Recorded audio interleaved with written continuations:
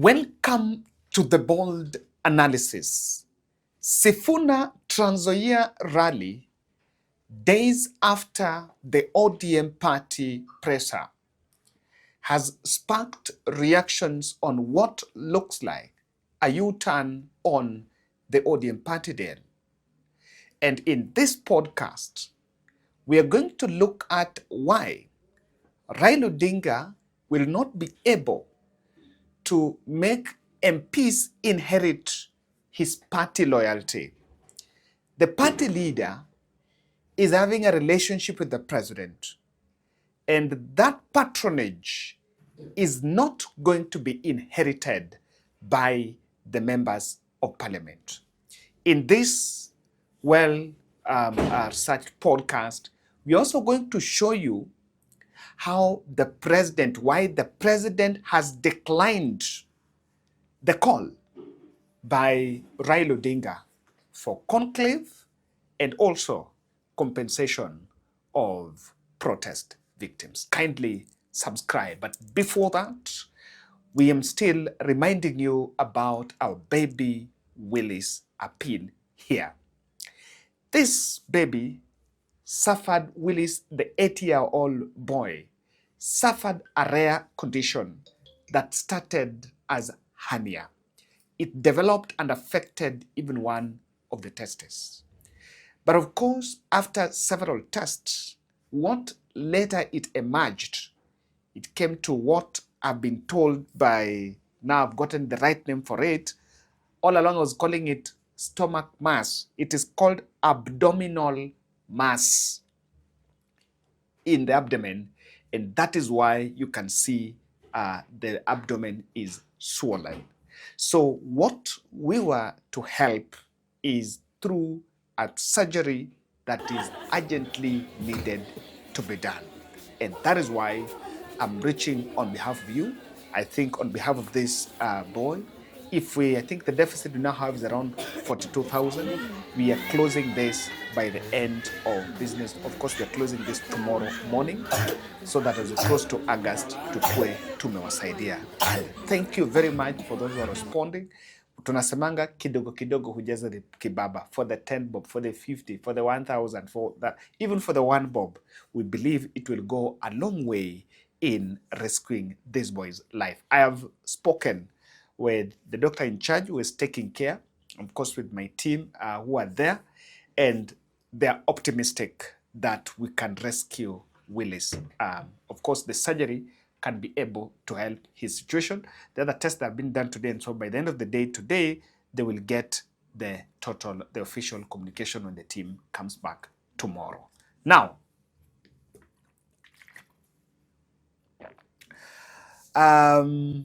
and by the way, yule mtu alinisaidia last time, I forgot, I lost the number. Alinisaidia hii macho, itabidi tutafuta hizo glasses tena. So remember, glasses zilipotea kwa ile maandamano ya 2023.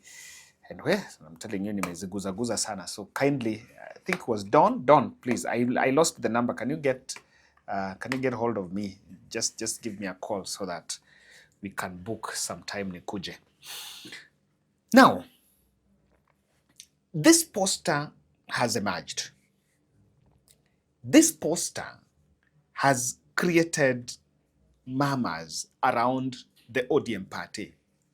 According to this poster, the ODM Secretary General, Edwin Sifuna, is going to be a chief guest in Saboti constituency in what they call Wamama Power, in an empowerment program.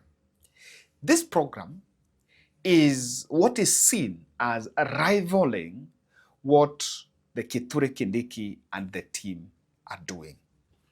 So I want us to make some observation, because the event that is supposed to take place at Luhombe grounds in Saboti, Trans Nzoia County, is one that is really attracting a lot of attention in terms of how this is going, or in terms of what it is going to achieve. And I would want us to take time and just look at what, make some observations on this, why party portfolio is uncomfortable with this move, and I'm also going to show you what is being reported of the last meeting. Some observation, look here, the choice of Sifuna-Wamuchomba as assistant chief guest.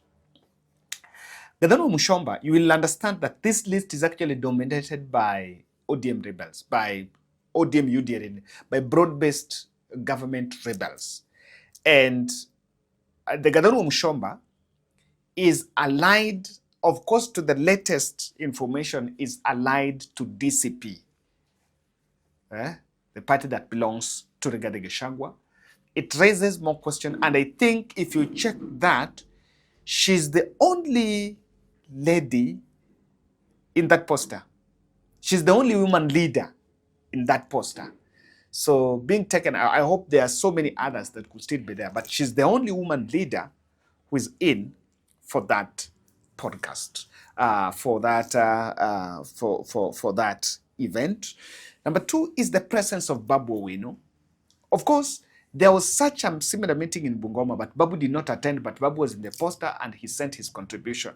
Now, Babu Owino represents a clique within ODM party that are against the status quo.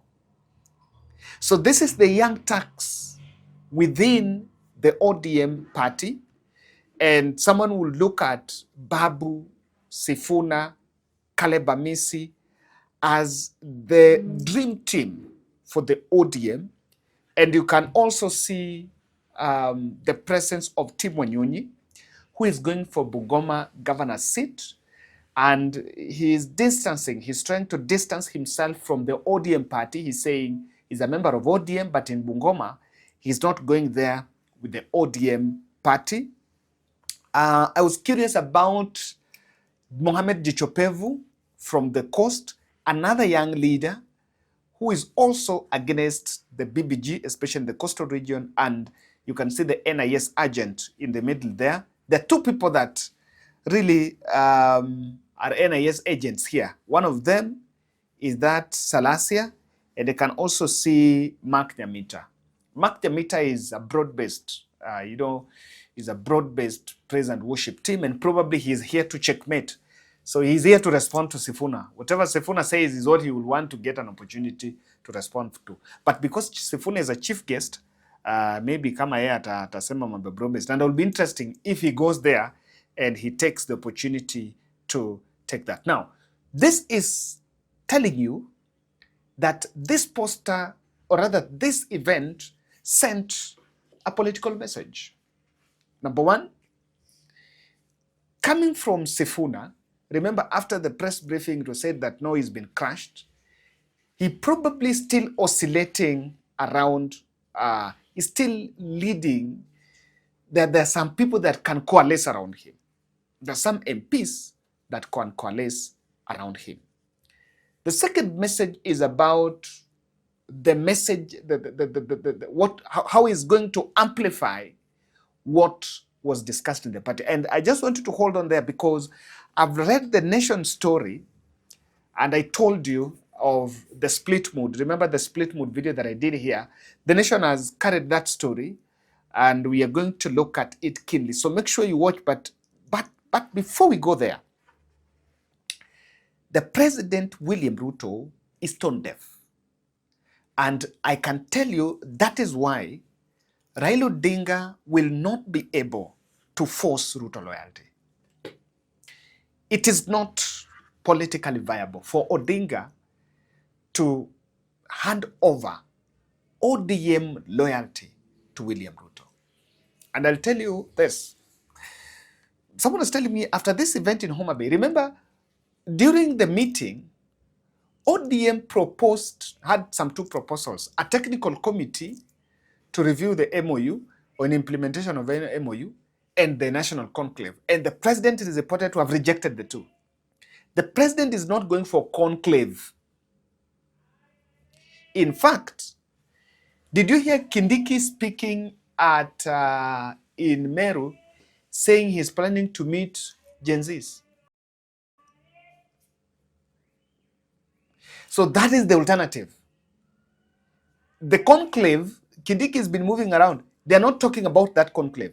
The president was in Nairobi. Was in Nairobi the other day. Did you hear the president talking about the conclave? Amekata. Amekata. So as ODM calls press briefing talking about conclave, talking about the technical committee, and they have declined. And I'm going to tell you about that. Just play. I want you to get a soundbite of Kindiki talking about Gen Z. Tuendelee tusiendelee? Gen Z waongee. Niko na mkutano ingine ya Gen Z. Nitawafanyia mkutano ya Gen Z kwa sababu mambo yenu ni mazito. Leo nilikuwa nataka, leo ni sawa. Ni sawa. Moja tu. Bas. Wapi kidogo. Utaongea baadaye. It's okay. Yes. And while Raila in Homa Bay, Raila spoke about something I want us to look at. Now, I think the prayer by Bishop Oginde yesterday in State House, this trending prayer here, maybe this country needs prayers. Of Jericho. And Achan and his family circumvented that and did contrary to what had been laid down. You brought judgment upon them, and the whole family was destroyed. You are the same God, O Lord. When Ananias and Sapphira conspired as husband and wife to circumvent that which had been put in place by the leaders of their time, again your judgment came upon them. They dropped dead in the very presence of many people. When Judas betrayed the trust that had been given to him by his master and sold him for 30 pieces of silver, it did not benefit him. Instead, the land that he bought with that money, that is where his bust committed suicide. And so today as we gather here, I know there are individuals, there may be couples, there may be families who conspire to defraud our country of the limited resources that we have. As we put this law in place, I pray that as our president appends his signature on this law, that signature will be from heaven and with the force of heaven.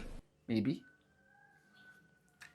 And even in those prayers, people should never forget to inject. Someone is saying that Oginde was actually injecting. I want to tell you this. The call, the meeting that happened, I want us to look at the report of the Nation report on the split within the ODM, of course, due to the meeting, and this will show you why ODM, Raila is not going to inherit, Raila is not going to, the loyalty, ODM is not going to lend its loyalty to the president. Two factions are said to have emerged in the ODM, Orange Democratic Movement, following the meeting by its top organ on Tuesday. I did tell you about the split. Sources in the Central Management Committee meeting say top officials were split over the party's backing of broad-based government between ODM leader Raila Odinga and President William Ruto. The development reportedly made Mr. Odinga to propose the formation of a technical committee that will review the implementation of the 10-point agenda. During the meeting, National Assembly Majority Leader Junet Mohamed, Chairperson and Homa Bay Governor Gladys Wanga, Youth League President John Getora, Women League President Beth Siengo are said to have taken a strong position in supporting President Ruto and the government. You can see the Youth League and the Women League were in for the president. Then ODM Secretary General Edwin Sifuna, who has criticized the deal, is said to have received the backing of two deputy party leaders, Godfrey Osotsi, Vihiga Senator, and Abdulswamad Nasir, Nairobi governor, as well as the national treasurer, Timothy Bosire. I was struggling to get Timothy Bosire's name when I was on another language that day, against the onslaught by other party officials who are demanding Mr. Sifuna's removal from the position. I told you that this was trashed. Remember, Bosire had even declined a job that was given by the president as non-executive chairperson at the NTSA, with, of course, Anyang' Nyong'o taking a neutral ground and calling out the ODM officials who have started campaigning for President William Ruto's re-election. The proposed task force, if the proposed task force comes up with a report and the UDA side declines to implement it, it will conclude that they are not committed to the MOU. Some of the issues like compensation, ending abductions, and police brutality are complex and have political implications. It would be a win for ODM if they are implemented as they touch on common person. For UDA, compensating victims of police brutality would be an admission to the killings and injuries that took place during the anti-government demonstrations. Look at their standpoint. And this reminds me, the president, someone was actually telling me that during Madaraka, is it during the celebration in Homa Bay? I don't know if it was Madaraka or, yeah, it was Madaraka. When Raila Odinga was talking about, you have apologized, but can you vouch for compensations? You know, no government goes the compensation route because no government takes fault that we actually made a mistake on this.